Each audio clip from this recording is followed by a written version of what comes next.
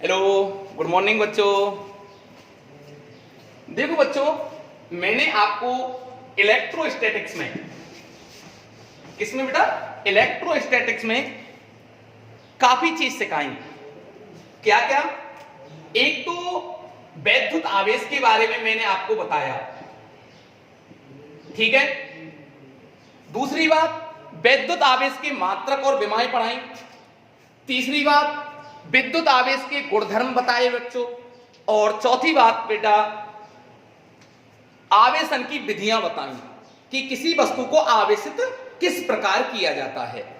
तो इतना स्टडी करने के बाद हमने दो चीजें सीखी कि देखो, आवेश हमारे दो प्रकार के होते हैं। आवेश बच्चों कितने प्रकार का होता है बेटा? दो प्रकार का। कौन कौन सा? एक तो पॉजिटिव और एक बच्चों नेगेटिव। दूसरी बात,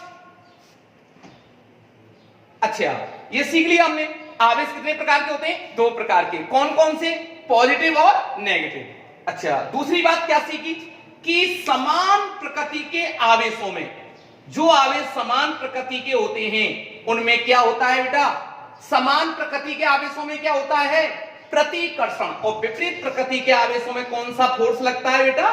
आकर्षण बल लगता है। और इनमें क्या लगेगा बताओ? प्रतिकर्षण बल।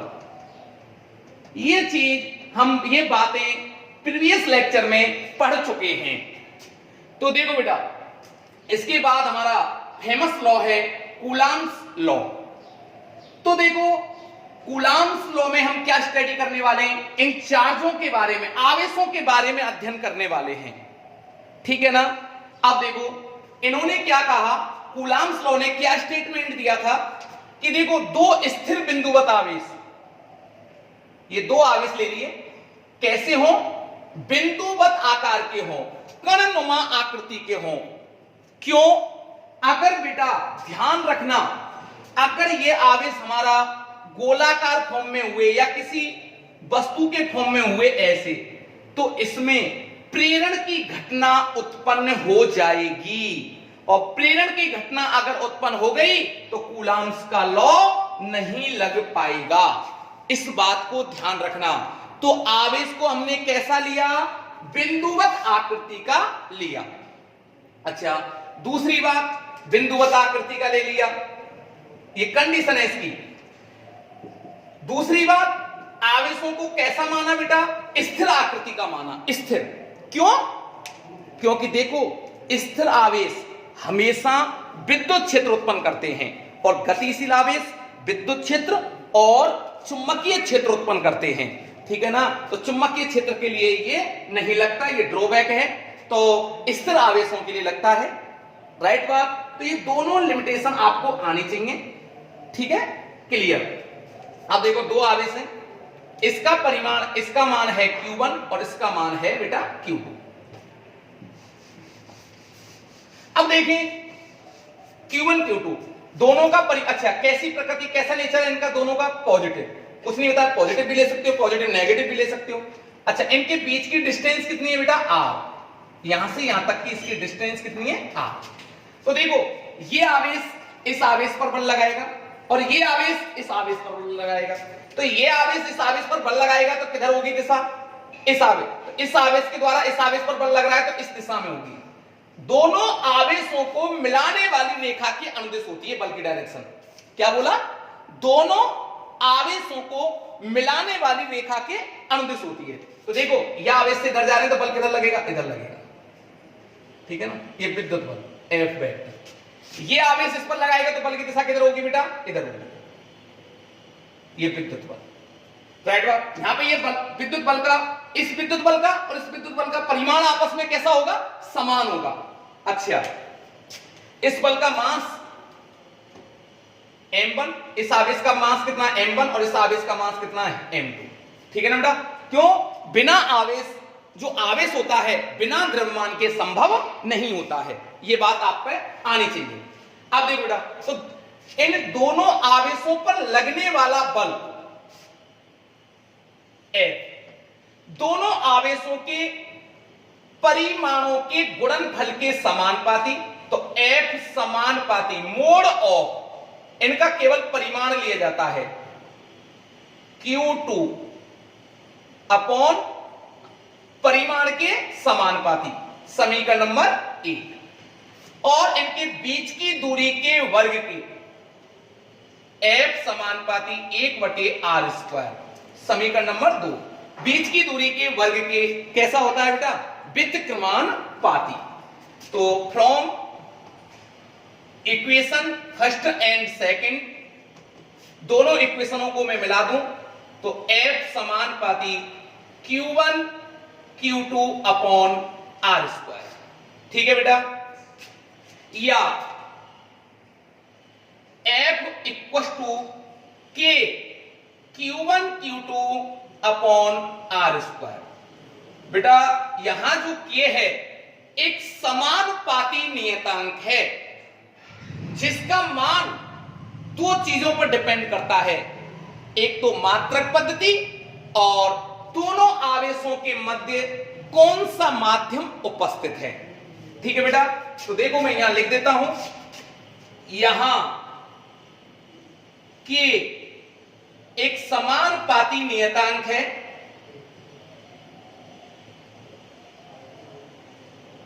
समानुपाती नियतांक है जिसका मान प्रयुक्त मात्रक पद्धति, प्रयुक्त मात्रक पद्धति एवं दोनों आवेशों के मध्य, दोनों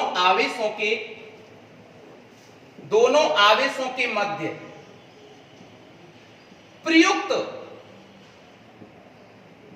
माध्यम पर निर्भर करता है। राइट बात? अच्छा बेटा, ठीक है ना? किस पर? एक तो मात्रक पद्धति, कौन सी मात्रक पद्धति आपने यूज में ले रखी है? एक तो मात्रक पद्धति पर और माध्यम पर। किस पर बेटा?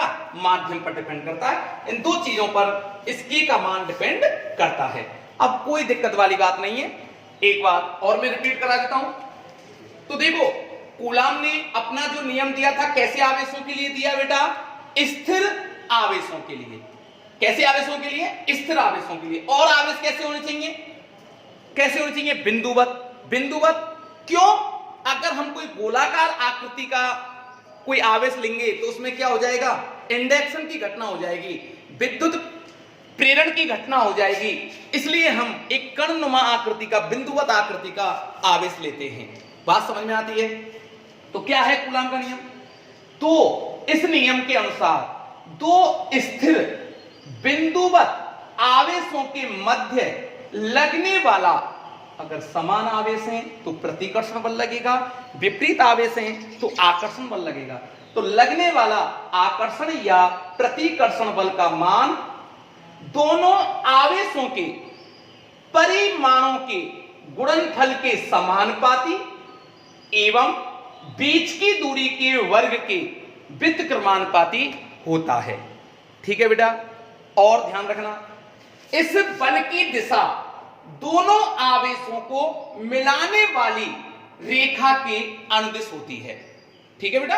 अगर मैं इससे इधर जा रहा हूं तो इस बल की दिशा इधर होगी, और इधर से इधर जा रहा हूं तो बल की दिशा इधर होगी। बात समझ में आती है ना?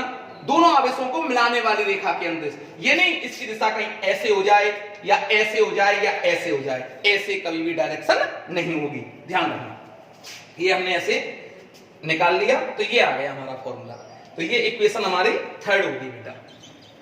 राइट बात? अच्छा, यहां की एक समानुपाती नियतांक हो गया जिसका मान इस पर डिपेंड करता है। अब देखो हम एक एक पद्धति में इसका मान निकालते हैं।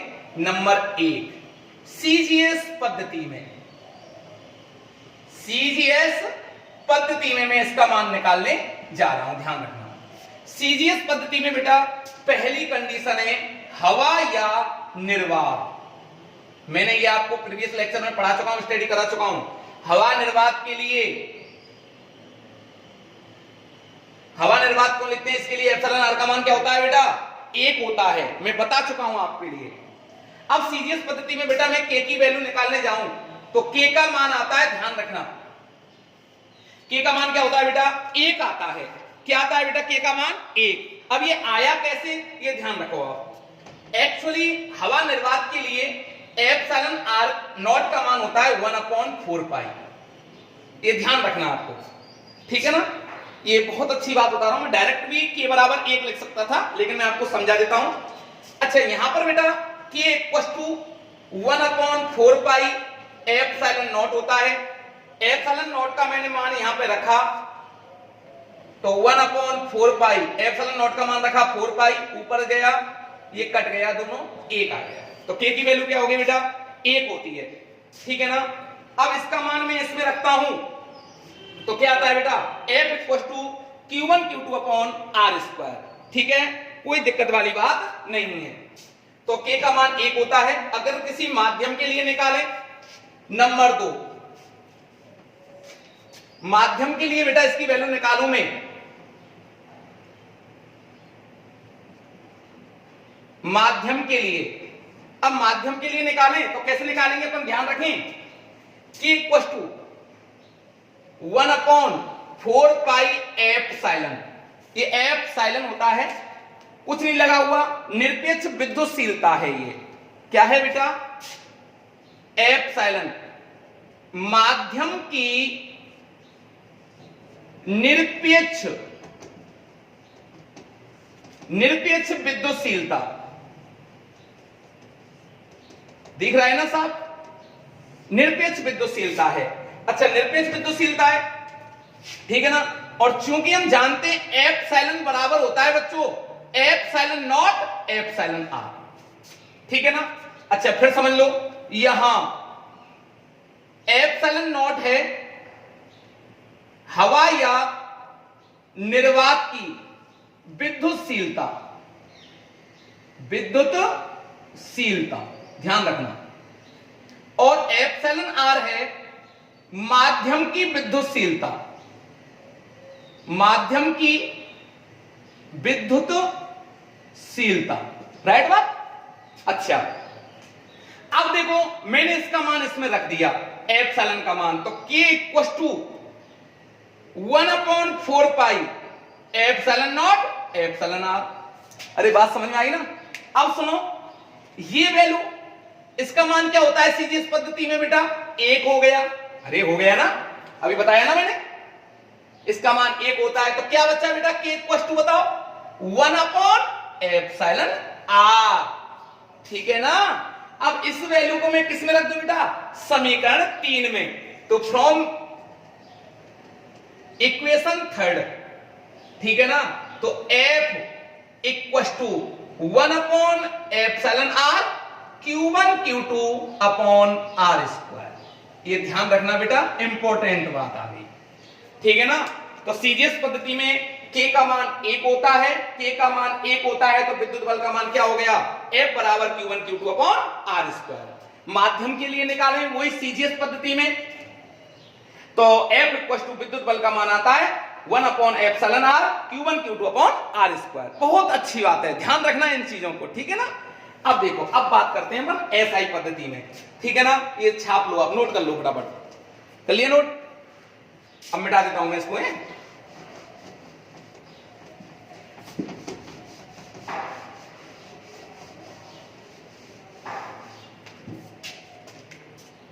अब देखो बेटा, अब एसआई पद्धति में, सीजीएस पद्धति में निकाल लिया, एसआई पद्धति में, तो बेटा एसआई पद्धति में जो के का मान होता है ना, किसके लिए, हवा निर्वात के लिए, यहां लिख देते हैं हवा या निर्वात के लिए, निर्वात के लिए, ठीक है। हमारे जो न्यूमेरिकल में जो ज्यादातर काम आती है वो एसआई पद्धति आती है। ये पद्धति इंपॉर्टेंट है। सीजीएस पद्धति को थोड़ा सा मैंने आपको नॉलेज के लिए बता दिया था बेटा, ठीक है ना। इस पद्धति को ज्यादा याद रखें आप, एसआई पद्धति को, ठीक है ना। मैं प्रीवियस लेक्चर में भी आपको पढ़ा चुका हूं।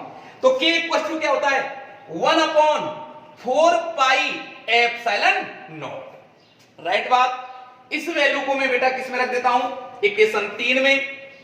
तो देखो, फ्रॉम इक्वेशन 3, तो that is F equal to 1/4 pi epsilon not Q1 Q2 upon R square. तो बेटा ये हवा निर्वात के लिए विद्युत बल का मान आ गया एसआई पद्धति में। क्या आता है? 1/4 पाई एप्सिलॉन नॉट।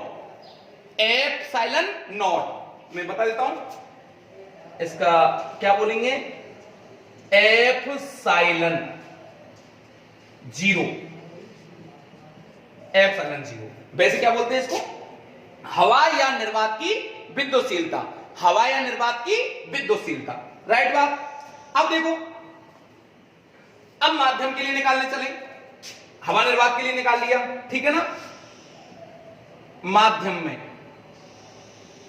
किसमें? माध्यम में। तो देखो माध्यम में निकालेंगे तो माध्यम के लिए तो मैंने आपको पढ़ा दिया है क्या होता है।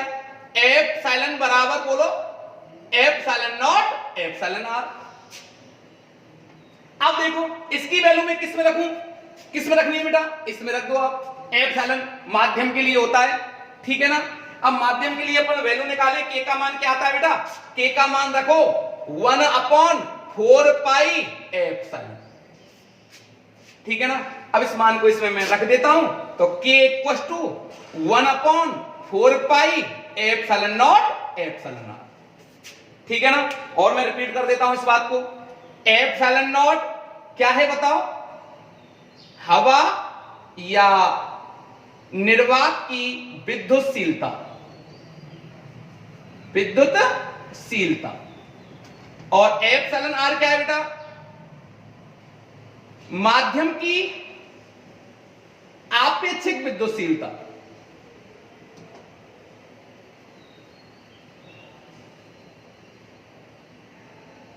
जिसका मान हर माध्यम के लिए अलग अलग होता है, ठीक है ना। और इसका मान सभी माध्यमों के लिए एप्सिलॉन ग्रेटर देन 1 से अधिक होगा हर माध्यम के लिए इसका मान, ठीक है ना। हवा निर्वात के लिए 1 होता है, निर्वात के लिए 1 होता है, वायु के लिए 1.0003 होता है, जल के लिए 80 होता है, धातुओं के लिए अनंत होता है। ये भी मैं आपको पढ़ा चुका हूं। काफी जगह एप्सिलॉन आर से भी रिप्रेजेंट कर लेते हैं इसको, और इसको के से भी रिप्रेजेंट कर देते हैं, ठीक है ना। जिसे परावैद्युतांक भी कहते हैं। क्या कह सकते हैं? इसका दूसरा नाम क्या है बेटा? परावैद्युतांक। परावैद्युतांक, ये ध्यान रखना है आपको, ठीक है ना। क्या कह देते हैं बेटा इसको? परावैद्युतांक कह देते हैं। अब ये के की वैल्यू हो गई। अब फिर वही वैल्यू रख दें यहां पर समीकरण 3 से। समीकरण 3 से तो that is F equal to, माध्यम में है एफ एम लिख दूंगा मैं, ठीक है ना। मीडियम में इसका फोर्स, ठीक है ना। माध्यम में कितना हो जाता है? तो क्या आया बेटा? एफ एम बराबर 1, के की वैल्यू रखो 1/4 pi epsilon not epsilon R Q1 Q2 upon R square. ये बेटा माध्यम में हमारे फोर्स का मान आ जाता है, ठीक है ना। किसका मान बेटा? माध्यम में। तो माध्यम में कितना हो गया? एफ एम बराबर 1/4 pi epsilon not epsilon R Q1 Q2 upon R square.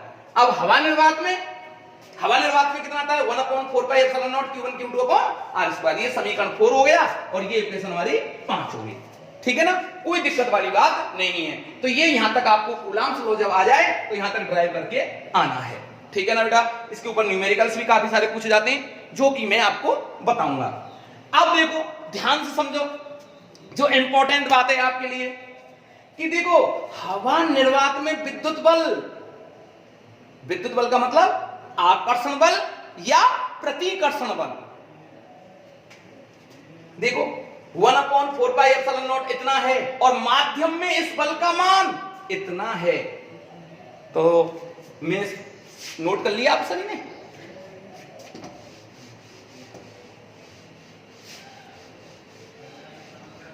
देखो बच्चों, तो अब इसमें हम कंपेयर करें समीकरण 4 और 5 से। तो देखो बेटा, समीकरण 4 व 5 की तुलना करने पर दोनों को कंपेयर करें अपन, तो बेटा क्या रिजल्ट निकल के आता है?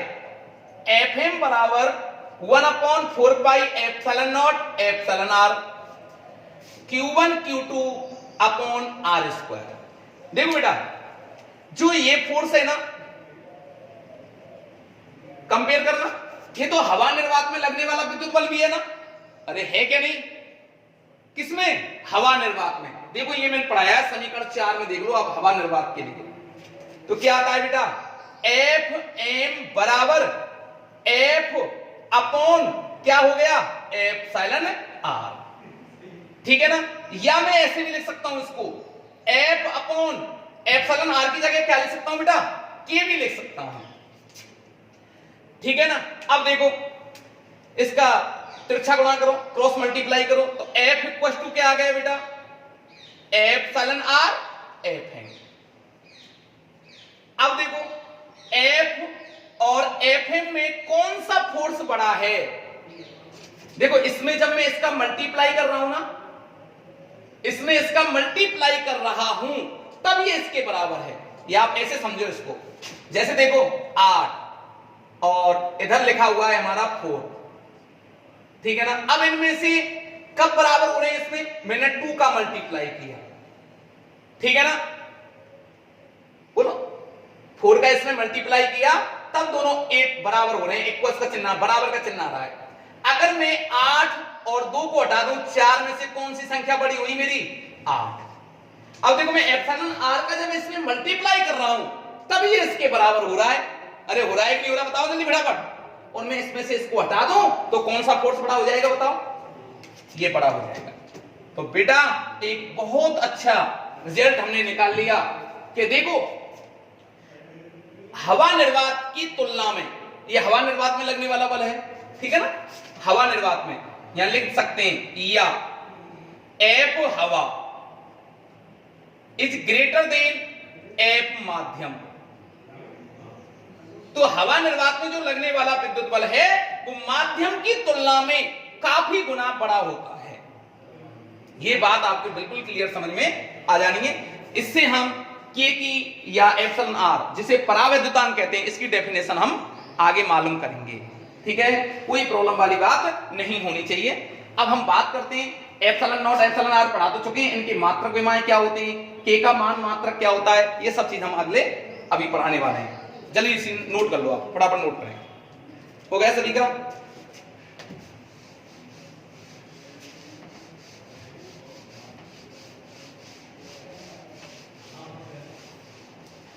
हाँ देखिए बच्चों, ये मैं नोट में करा देता हूं इस चीज को। देखो एक बात तो हमने ये पढ़ी थी कि देखो के की वैल्यू हमारी क्या होती है हवा निर्वात में, 1/4 पाई एप्सिलॉन नॉट। इसका जो मान आता है ना, जो वैल्यू आती है वो आती है बेटा 9 × 10 की power 9 newton × metre square upon coulomb square. पहली बात तो ये ध्यान रखना आप लोग, ठीक है ना, क्लियर। अच्छा, एप्सिलॉन नॉट क्या बताया था मैंने, हवा या निर्वात की विद्युतशीलता, हवा या निर्वात की विद्युतशीलता,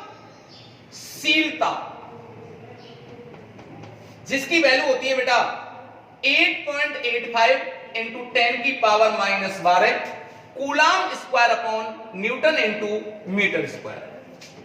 राइट बात। अच्छा ध्यान रखना, ये बहुत हमारे काम आने वाली न्यूमेरिकल्स वैल्यू हैं, ये ध्यान रखनी है अपन को एंड तक। अब बेटा ये मात्रक हमने कैसे निकाले, देखो अभी मैं आपको बता देता हूं। हमने फोर्स पढ़ा था F = 1/4 pi epsilon not Q1 Q2 upon R square. तो हम किसकी वैल्यू निकालने जा रहे हैं, अगर मैं इस K की वैल्यू निकालूं, ये पूरी वैल्यू किसकी है हमारी, K के बराबर है, तो F = क्या हो गया बेटा, K Q1 Q2 upon R square. तो K = क्या हो गया, F R square upon Q1 Q2। अरे हो गया नहीं हो गया। तो देखो फोर्स का मात्रक, बल का मात्रक क्या होता है, न्यूटन, ठीक है ना, देखो न्यूटन लिख दिया। दूरी डिस्टेंस का मात्रक क्या होता है बेटा, मीटर, और ये क्या है स्क्वायर, तो मीटर स्क्वायर। बात समझ में आ गई। आवेश का मात्रक क्या बताया था मैंने, कूलम, देखो कूलम, तो दो आवेश हैं, कूलम और कूलम, कूलम स्क्वायर, ये ऐसे आ गया, बिल्कुल क्लियर। अब बात आती है बेटा एप्सिलॉन नॉट। एप्सिलॉन नॉट का कैसे निकाला आपने? अब एप्सिलॉन नॉट का कैसे निकाला वो भी हम आपको बता देते हैं बेटा। एप्सिलॉन नॉट का जब हम निकालने जा रहे हैं ना, तो एक बात समझना ध्यान से। एप्सिलॉन नॉट है क्या? माध्यम हवा या निर्वात की विद्युतशीलता। अब विद्युतशीलता हम निकालने जा रहे हैं, इसकी वैल्यू तो आपको ध्यान रखनी है, हम निकाल भी सकते हैं इसको। निकाला कैसे? ठीक है ना, इसकी वैल्यू रख देंगे k बराबर, k बराबर क्या होता है? देखो k बराबर क्या होता है? 1/4 पाई एप्सिलॉन नॉट। ठीक है ना। अब जो हमने k की वैल्यू निकाली थी, एप्सिलॉन नॉट बराबर क्या हो गया बेटा? क्या हो गया बताओ? ये ऊपर आ गया, तो 1/4 पाई k। तो देखो 1/4 पाई की वैल्यू 3.1414 इंटू k का मान 9 इंटू 10 की पावर 9। इसको अपन अगर हम सॉल्व करते हैं तो बेटा क्या आता है? 8.85 इंटू 10 की पावर -12। और ये आपको थोड़ा सा पता ही चल रहा होगा, नीचे 9 है, ये और हो गए 11 और आ जाता है एक और पॉइंट, ऊपर जाएंगी पावर तो माइनस में हो जाएंगी। अरे हो जाएंगी ना। मात्रक की बात आती है, k का मात्रक का उल्टा हो जाता है। देखो बटे में ना, अरे है कि नहीं? बटे में तो क्या हो जाएगा? उल्टा। उल्टा हो जाएगा तो क्या हो जाएगा बेटा? इसका उल्टा करना है अपन को, तो ये तो कहां जाएगा? ऊपर, और ये कहां जाएगा? नीचे। इस प्रकार से हमने एप्सिलॉन नॉट की वैल्यू निकाल ली। तो क्या मात्रक आ गया बेटा? Coulomb square upon newton into metre square. Right हुआ? कोई दिक्कत नहीं आनी चाहिए। दिक्कत आए तो हमें है ना, किस बात की प्रॉब्लम बेटा? जब आपके सर आपके साथ हैं तो कोई प्रॉब्लम नहीं करनी है आपको। ओके, अच्छा, तो बेटा ये चीजें हमारी बिल्कुल क्लियर हो गई। अब आती है विमा की बात। तो देखो बेटा, विमा कैसे निकालनी है? विमा निकालने के लिए देखो बेटा, मैं आपको 5 मात्रक विमाएं ऐसे लिखाऊंगा जो 12th क्लास की जो फिजिक्स के जितने भी मात्रक और विमाएं हैं, उन 5 मात्रक विमाओं से बिल्कुल क्लियर हो जाएंगे। ओनली और सिर्फ कितने मात्रक विमाएं यार लर्न करने हैं आपको? 5, जो आप प्रीवियस क्लास में पढ़ के आए हो 11th क्लास में। बात समझ में आती है ना? ओनली और ओनली, ठीक है ना। तो देखो बेटा, अभी आपको मैं डायरेक्ट बता देता हूं। न्यूटन किसकी विमा निकाल रहे हैं अपन? के की विमा निकालने जा रहे हैं। के की विमा, के की विमा निकालनी है। तो बेटा के की विमा कैसे निकालें? देखो, सबसे पहले बड़ा ब्रैकेट लगाते हैं, सबको मालूम होना चाहिए। बड़े ब्रैकेट में लिखते हैं बल का मात्रक होता है न्यूटन, और बल की विमा क्या होती है बेटा? m1 l1 t-2। ठीक है ना बेटा, ये बल की विमा हो गई। मीटर किसका मात्रक है? दूरी का। किसका मात्रक है बच्चों? दूरी का। तो दूरी का देखो क्या होता है? गुरु बड़ा ब्रैकेट, हाँ m2, ठीक है ना, m स्क्वायर है, दूरी का मात्रक है ये। किसका है? दूरी का। तो दूरी का क्या होता है बेटा? दूरी की विमा क्या होगी?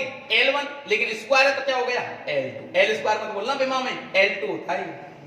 कोई कोमा नहीं लगाना होता है, ध्यान रखना बच्चों।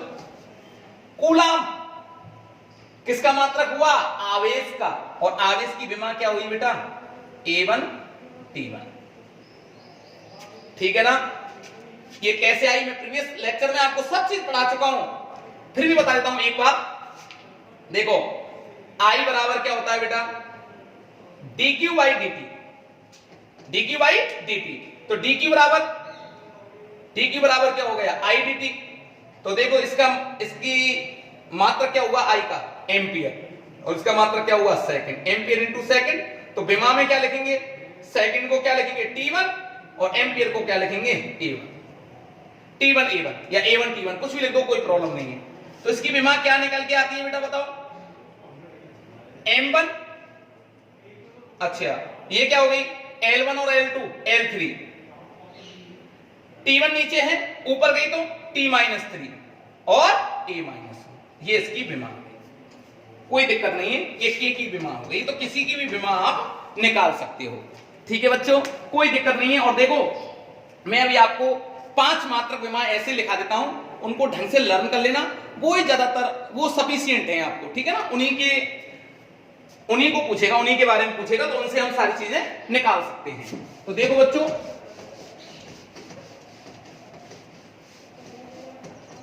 एक तो आप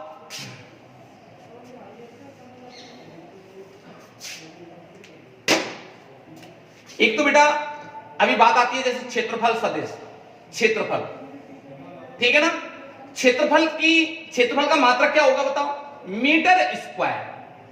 और विमा बताओ इसका, विमा क्या होगी इसकी, L स्क्वायर मत बोलना, L2, ठीक है ना। मैं इनसे जितनी भी मात्रक विमाएं आपको लिखा रहा हूं ना, ये 5 पूरी फिजिक्स को, 12th क्लास की कंप्लीट फिजिक्स को मैं इन मात्रक विमाओं से आपको पढ़ा दूंगा, ठीक है ना। ये लर्न कर लो, मात्रक आप दे दोगे। नंबर 1। नंबर 2, आप ध्यान रखें बेटा, बल का मात्रक बोलो न्यूटन, ठीक है।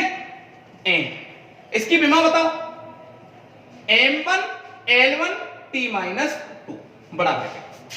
नंबर 3, कार्य और ऊर्जा, ठीक है ना बेटा। इसका मात्रक बताओ जूल, इसका जे, ठीक है ना। विमा बोलो बेटा m1 L2 T-2। अभी आती कैसी है, 11th क्लास में खूब पढ़ाया था आप लोगों को, ठीक है ना बेटा। अब बात आती है, आप डायरेक्ट इसको लर्न रखें। अच्छा, नंबर 3 आवेश, नंबर 4 सॉरी, आवेश का मात्रक बोलो बेटा कूलाम, ठीक है ना। कूलाम का देखो बेटा क्या होता है, अभी बताया था मैंने, A1 T1। कैसे आता है वैसे मैंने आपको बता दिया, डायरेक्ट आपको यहां पर ध्यान रखना है इसको, ठीक है ना। अब जैसे मैं एक बात और बता देता हूं, आवेश की हो गई। नंबर 5 विभव, आगे पढ़ाएंगे। विभव का मात्रक होता है बेटा वोल्ट, ठीक है ना। अच्छा, विभव का फॉर्मूला क्या होता है, V बराबर W/Q नॉट। तो आप आसानी से निकाल सकते हो ना। कार्य का हमको मालूम है और इसका मालूम है, तो कार्य का मात्रक क्या होता है, joule upon coulomb. Joule upon coulomb किसके बराबर हो गए बेटा, वोल्ट के। इस विमा को हमने कैसे निकाला, देखो कार्य की विमा लिख लें, m1 L2 T-2 upon A1 T1 और उसको सॉल्व करो तो क्या आ गया, m1 L2 T-3 A-1। ये विद्युत विभव की विमा, ठीक है ना बेटा। जनरली आप इनको लर्न कर लें ढंग से, कोई ज्यादा बड़ी भी बात नहीं है, ठीक है ना। 5 पॉइंट हैं हमारे। क्षेत्रफल का मात्रक मीटर स्क्वायर, विमा L2, बल का मात्रक न्यूटन, विमा m1 L1 T-2, कार्य ऊर्जा का जूल m1 L2 T-2 और आवेश का आप जानते हो विभव का ये हो गया, ठीक है बेटा। ये सफिशिएंट है हमारे, ठीक है। तो इसको आप जल्दी से ना नोट कर लें फटाफट।